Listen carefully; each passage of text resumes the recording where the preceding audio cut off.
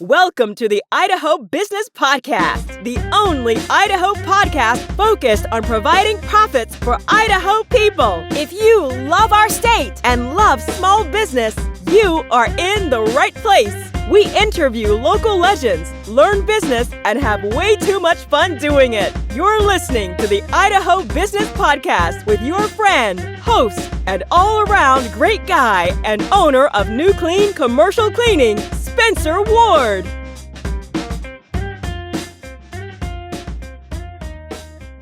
All right, everyone, welcome back. Hope you're having a good, crisp morning. It's beautiful here in Idaho. Yes, it's cold, but you know what? We continue on. We're Idahoans, and we're gonna get through this cold season, and hopefully we'll have a nice, warm spring. And we can all hope, you know. All right, as always, sponsored by Health West. Great organization, great people. Take your loved ones, your friends, your family over to them. Find where they're closest to you, where they're located to you. Google for that information, and give them a try. They're great. We're also sponsored by New Clean Commercial Cleaning and Commercial Cleaning Services located in Idaho Falls area. We can handle your janitorial needs from pretty much from Burley all the way over to pretty much St. Anthony area. So give us a holler, give us a call at 208-254-7070 and tell us you heard about us on the podcast, and promise we'll throw something extra for you. You know, we're coming up upon the Christmas season. In the words of Uncle Eddie, something really nice. Anyways, we went through last week. Hopefully it was a fantastic week for you guys. Going into this week, I hope you are hitting this week. You know, you're probably listening to this on Tuesday, obviously. It's not obviously. It could be Wednesday or Thursday or Friday. But this week is election week. So it's big week, big things happening. Big decisions of what people are going to do in the economy, depending on who wins and who loses. But let's talk about that. Let's talk about the decisions that we make and the feelings that we feel from things happening to us, from even the decisions that other people make. Let's talk about not sweating the small stuff today, because sometimes the small stuff can really turn into big stuff if we let it, and it really shouldn't. So many times, and as you're a business leader or a business owner, things don't go your way. Maybe it's a big bid that you have out. Maybe you're like, holy smokes, if I could just close this before the end of the year, get this, commitment behind this bid, this would be a great way to close the year. And we've lost some other things throughout the year, and you're putting pressure on yourself that, I really need this to really push it. I would say, first of all, let's take a step back and go to a little side note section here. Those of you who are tracking your business efforts have a better finger on the pulse of what's actually happening in your business than those who do not. And I'm talking to me too, because I like to track, I like to do this kind of stuff, but yet I get lazy. So if you're lazy like I am, you got to find someone that can help track things for you. And what I'm talking about tracking is tracking your money in marketing, from your revenue down to your cost of goods sold, your expenses, your gross profits, your cost of goods sold percentages, your expense percentages, net profit percentages, net profit dollars. And then you even break it down further into how much money in recurring bids went out in the month of, say, November, or October. Let's just talk about October. Okay. How many numbers of recurring bids went out in October? What was the amount of money of recurring sales that went out that you took home in October? What was the cost per lead that came in? And you track these by lead source, people. So if you're advertising on Google, okay, you track that separately. Okay, so you track all the leads separate that you get from Google. If you're advertising on Facebook, you also do the same thing for Facebook. If you're getting referrals, same thing for referrals, so you can track all of them equally. Because you don't want to spend good money over bad. Because if you're not getting the results you need from Google, then maybe you need to either focus more on Facebook or change tactics until you find something that works on Google, or vice versa, or Facebook or Instagram, whatever the medium is that is working for you. You keep pushing that. So you put your most of your money towards the one that's really kicking out the best leads for you and the most amount of leads. Now, do you kick those mediums to the curb that are maybe only giving you maybe 1 or 2 leads a month? No, you don't. They're just more expensive leads, but if they're still profitable leads and you're still making money from them, let's do that. Who cares? Okay. So now that we have that understanding, we've talked about this over and over again. I promise you, I'm weaving, in the words of Donald Trump, I'm trying to weave my storyline here. And I'm not getting political though. So we're talking about cost per lead, percentage of the leads to bids. So you want to track that. What percentage of your leads actually go to, hey, I'm actually going to bid it now, or do they DOA, dead on arrival? Like, hey, you talk to them, it's a lead. So it's a lead being like, hey, you're a contractor, but maybe you don't work for restoration companies, or maybe you don't do remodel jobs or something. You just do new home builds, and you get calls like that for a remodel or working for a restoration company. You would still count that as a lead, even though, because they're still looking for the services you provide. You just don't provide those services to those venues, those areas. So still count the lead. And then you figure out, okay, what lead, how many of those leads are turning into bids, and then how many bids are turning into sales. So cost per recurring bid is something you want to check. So how much money is it costing you to get to a bid, and what is the percentage of bids that turn into sales? And then you can look at your first month ROI on that too. So some of you, if it's a reoccurring situation, maybe your first month, you don't really see an ROI, and that happens in the following months. So what am I getting at? What is Spencer getting at as he's talking about all this tracking nonsense? I'm talking about when the days come and you're feeling like, oh my goodness, gosh dang it, I missed out on that bid, or I lost this customer, or something happened that I didn't get this job. You can get real down on yourself, and you can get real frustrated, and you can think, oh crap, my whole world is crashing in. My income's not going to grow. My dog's not going to like me. Why? My wife's going to leave me. You can be literally your worst enemy. My kids are going to kick me, where the sun don't shine, because I can't buy them that toy, for Christmas.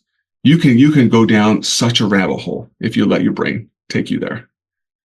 But if you're doing this tracking, you can literally think, you can get into that mindset quickly, and you can think, okay. Is it really that bad? Okay, no, it's not. Let's go to my tracking. Okay, no, my revenue's fine. Okay.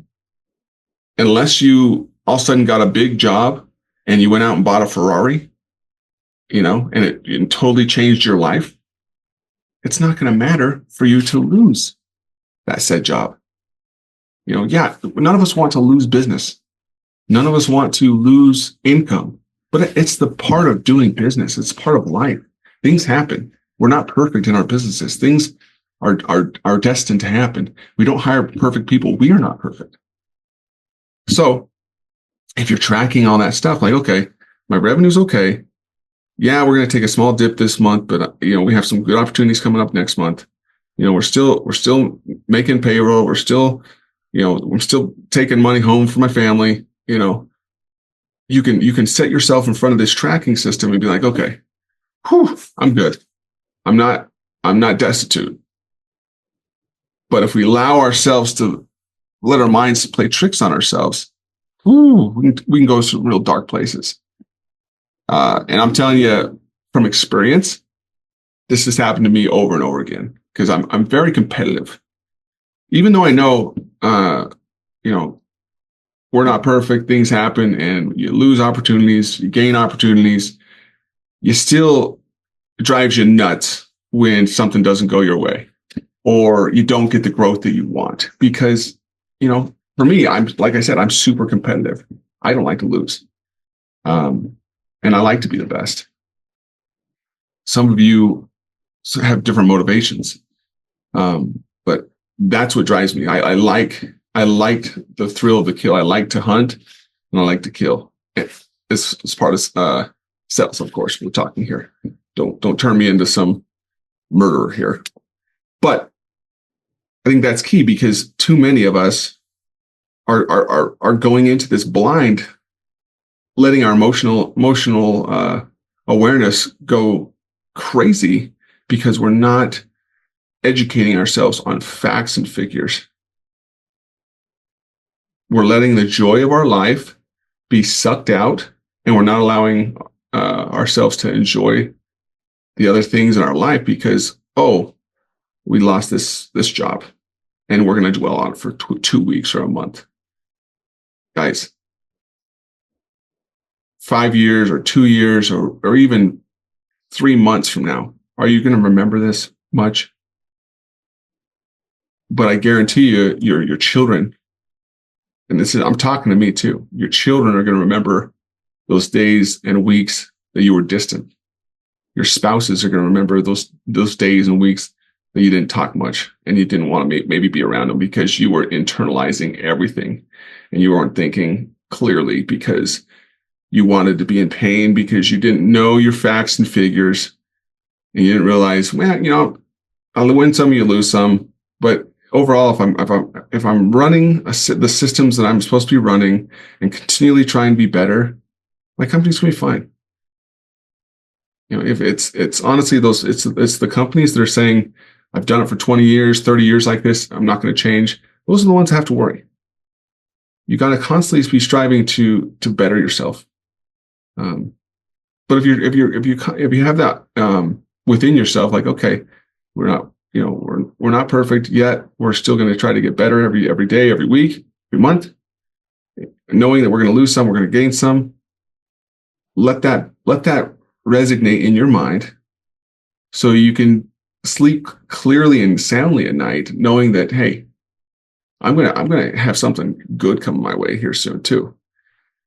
And when that something good comes my way, I'm not going to go buy a Ferrari. It's not going to completely change my life when that happens. The sun's still going to set and it's still going to rise. Just like it happened when I lost that other opportunity, the sun's going to set, it's still going to rise. So we have to realize it's not life or death. So many times where we treat these things as life and death. So I hope this can resonate with many of you today. This is something, because I've dealt with this, in and out of this, throughout my business career, and I'm getting better at it. To be able to just quickly tune into my facts and figures and be like, okay, no, we're good. Yeah, I don't like to lose, but we're good. I'm still gonna be able to feed my family. Quote I heard the other day, Russell M. Nelson, he said this: the joy we feel in life has less to do with the circumstances of our lives and everything to do with the focus of our lives. Man, that resonates so well right now.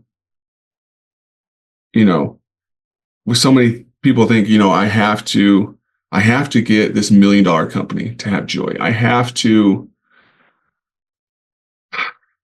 bring this so much in every month into my personal pocket, or to have joy or to have happiness. And the funny thing is, when we finally get to that point, we get that $1 million revenue business, or we get to that point of, hey, I'm bringing home what I thought I really wanted to take home. Guess what? The sun still rises, and it still sets, and you don't feel this emotional, overwhelming, and like the the clouds part and you're like, what you thought you were going to feel, you don't feel. So your joy has to do more on the focus of your life rather than the circumstances of your life. You got to be focused more on when it comes to business, your systems, your people, your culture. And then when it comes to your family, spending time with them. I've been guilty lately of coming home, being tired. Mentally, I'm just drained. Turn on the TV and just chill. Yeah, hang out with my kids a little bit. But I'm like, you know what? I could be doing so much more with them.